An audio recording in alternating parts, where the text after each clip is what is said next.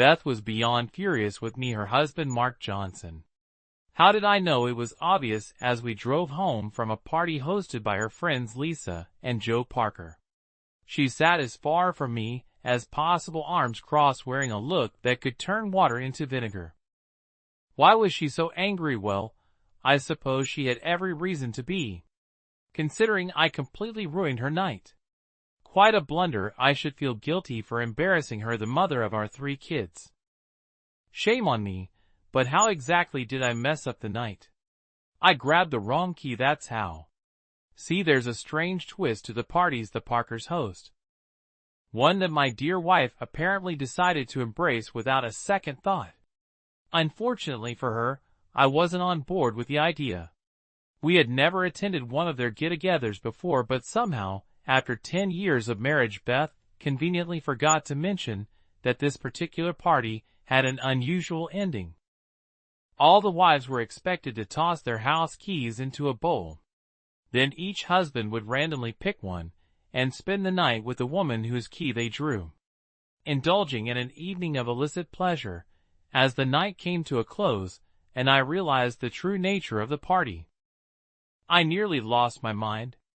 I had never been so mad at Beth. Grabbing her by the arm, I pulled her into the kitchen.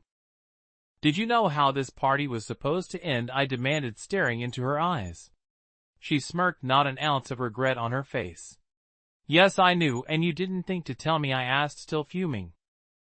"No, because I knew you wouldn't agree if I did," she responded, cool as ever. "You're absolutely right, I don't agree, and I still have a choice. Let's go home. We can't leave now, it would be rude." "You put me in an awkward position," she argued. "Besides, it's just one night. It could bring some excitement into our marriage." "I can do without this kind of excitement," I shot back. "Let's just apologize and leave." "We need some excitement, Mark." I needed just one night to feel desired again, not just like a wife and mother. I shook my head in disbelief. "I'm not interested in this, and I won't let this happen. Now let's go." Ignoring her protests, I dragged her back into the living room, where everyone was gathered around the infamous bowl, ready to pick their partner for the night.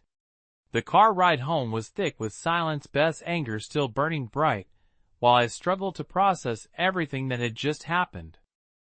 It felt surreal, like a nightmare. I couldn't wake up from the betrayal. Stung deeply. My wife, the woman I'd built a life with, was willing to throw it all away for a fleeting thrill, a night of so-called excitement.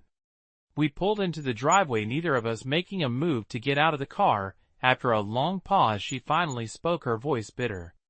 "You made a scene tonight, Mark. Do you have any idea how embarrassing that was?" I couldn't believe what I was hearing. I was the one who felt humiliated, yet here she was blaming me for ruining her evening. "Embarrassing," I repeated, trying to keep my voice steady. "Beth, I'm not the one who put us in this situation. You didn't have to react like that," she shot back. "You could have just played along like everyone else." "Played along?" I almost laughed. The word sounded absurd in my head. "You really think I would just accept this? You really thought I'd be okay with my wife spending the night with another man?" She looked away, crossing her arms again. "Maybe it's time we reevaluate what excitement means for us." "Is that what this is about?" I asked in disbelief. "You're bored." "Maybe I am," she admitted without hesitation. "Maybe I want to feel something different for once." The honesty in her voice stung, but I couldn't deny she felt something was missing. "So that's it?" I asked, my voice cracking. "You'd rather throw everything away than talk to me about it?" She sighed, shaking her head. "It's not that simple, Mark. I tried to tell you, but you never seemed to listen." I was silent, her words hitting deeper than I wanted to admit. Had I missed the signs? Had I been so caught up in work and routine that I'd neglected the needs of the woman beside me? The thought left me reeling, but still it didn't justify her actions. She made her choices without involving me. I took a deep breath, trying to stay calm. "If something's missing, Beth, we can fix it, but not like this. I can't compromise our marriage over something like this." She looked at me, and for the first time that night her anger faded. A hint of vulnerability appeared in her eyes. "What if we're too far gone? What if this is the only way we can feel close again?" The thought crushed me. The idea that my wife believed we needed to stray to feel whole was almost too much to bear, but I couldn't give up on us, not like this, not without a fight. Then let's fix it, I said with a quiet determination. Let's talk about what we need without risking everything we built. She stared at me, unsure. For the first time that night, she seemed to soften, her guard lowering. But I don't know if she believed we could repair the damage that had already been done. That night we didn't sleep in the same bed. I retreated to the guest room, my thoughts racing as I lay awake staring at the ceiling. I wanted to believe we could fix this, but doubt gnawed at me like a relentless wave crashing against the shore. The next morning the silence between us was thick. As we went about our routine, avoiding each other at every turn, it was a strange emptiness, a painful reminder of the fracture in our relationship. Later that day I decided to confront the situation head-on. If we were going to have any chance of moving forward, we needed to address the issues between us. I suggested counseling, something I never thought we'd need, but I was willing to try anything. To my surprise, she agreed, though her enthusiasm was minimal. I could see the skepticism in her eyes, yet it was a start, a small glimmer of hope in an otherwise bleak situation. Our first counseling session was awkward, neither of us fully opening up, but over time, the therapist helped us uncover the layers of resentment and frustration that had built up between us. Beth admitted she felt invisible, like her role as a mother and wife had swallowed her identity. She missed the thrill, the passion that once defined our relationship.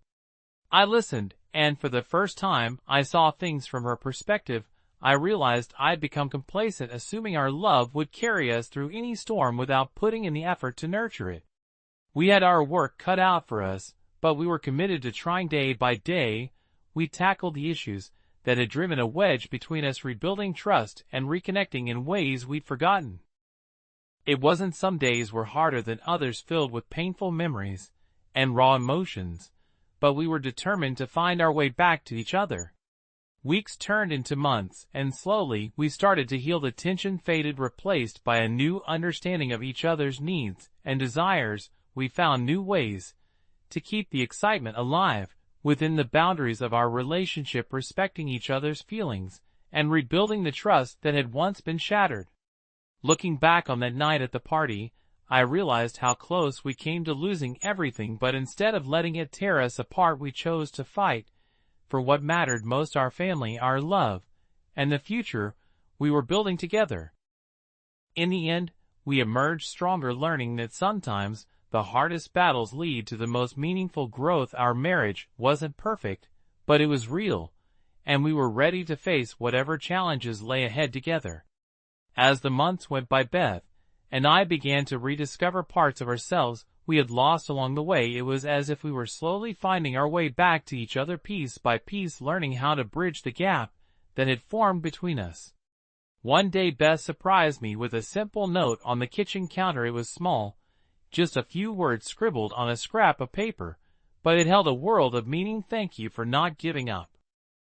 I smiled reading those words over and over, letting them sink in. It was a reminder that we were on this journey together, that despite everything we'd been through, we both wanted to make it work.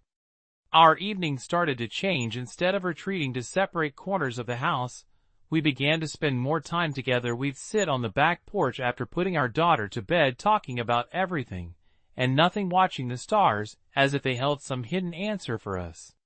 We started going on date nights again, something we hadn't done in years. Just simple evenings out, a movie or a casual dinner. It wasn't extravagant, but it was enough. It was our way of reconnecting, remembering what it felt like to be a couple rather than just parents. Our conversations grew deeper, more honest. I felt like I was getting to know Beth all over again, like peeling back layers that had accumulated over the years. I learned about her dreams, her fears, the things she'd kept hidden even from herself. One night, as we sat in the soft glow of the kitchen light, Beth reached out and took my hand. Her touch was hesitant but full of meaning. "I'm sorry," she said softly, her voice barely more than a whisper.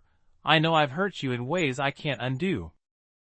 I squeezed her hand, looking into her eyes filled with a warmth I hadn't felt in a long time. "We both made mistakes, Beth, but we're here now. That's what matters." The honesty between us was liberating. It was like a weight lifting off my chest, allowing me to finally breathe freely. We were letting go of the resentment, the bitterness replacing it with understanding and forgiveness. We didn't erase the past, we couldn't, but we learned to live with it, to accept it as part of our story, one that had brought us closer in ways we never anticipated.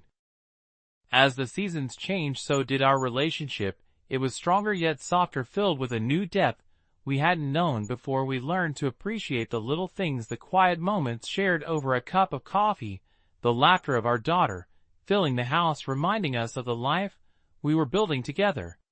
One Saturday morning, Beth surprised me with an idea, something that reminded me of the adventurous spirit she'd once had, and I realized I hadn't seen in years. "Let's go away for the weekend, just the two of us," she suggested, her eyes sparkling with excitement. We packed a small bag, left our daughter with her grandparents, and set off on a spontaneous trip to the coast. The ocean was a vast expanse of blue stretching endlessly before us. We walked along the shoreline, our fingers intertwined, as if we were teenagers again. There was something freeing about it, being away from the routine, from the daily grind. It allowed us to reconnect on a deeper level, to be vulnerable and open without the distractions of everyday life. One evening, as we watched the sunset, Beth turned to me, her face illuminated by the golden light. "Do you remember why we fell in love?" she asked, her voice soft but filled with emotion. I looked at her, realizing the answer was clearer than ever, because we saw each other, not just the surface, but everything, the good and the bad. She smiled, a tear escaping down her cheek as she leaned into me. "I love you, Mark, and I'm ready to build a future that's worth fighting for."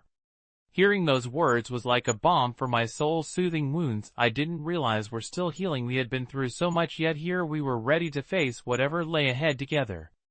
As we drove back home, I felt a sense of peace settling over me. It was a quiet strength, a resilience born from our journey. We weren't perfect, we'd made our share of mistakes, but we were committed to learning from them, to growing together. When we got back home, we stepped into our house with a renewed sense of purpose. Our daughter ran to us, her laughter filling the room, and as I held her close, I realized this was what I'd been fighting for, this family, this life that we were building together.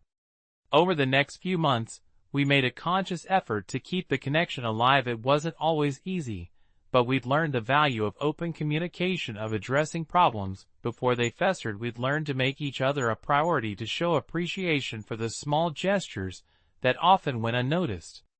One evening, as we were putting our daughter to bed, Beth turned to me, her eyes shining with a mixture of love and gratitude. "Thank you for staying, thank you for believing in us." I pulled her into a hug, my heart full of a love that had weathered every storm and come out stronger. We'd faced our darkest moments, but we'd chosen to stand together, to fight for what we'd built. As we held each other, I knew that whatever challenges lay ahead, we would face them together, as a team, as partners, as a family. Our love wasn't perfect, it was messy and complicated, filled with highs and lows, but it was real, and it was ours. We had rebuilt our marriage piece by piece, finding strength in the broken places, learning that love isn't always easy, but it's always worth fighting for. And as we looked toward the future, hand in hand, we knew we had the power to create something beautiful, something lasting, a love that could withstand any storm.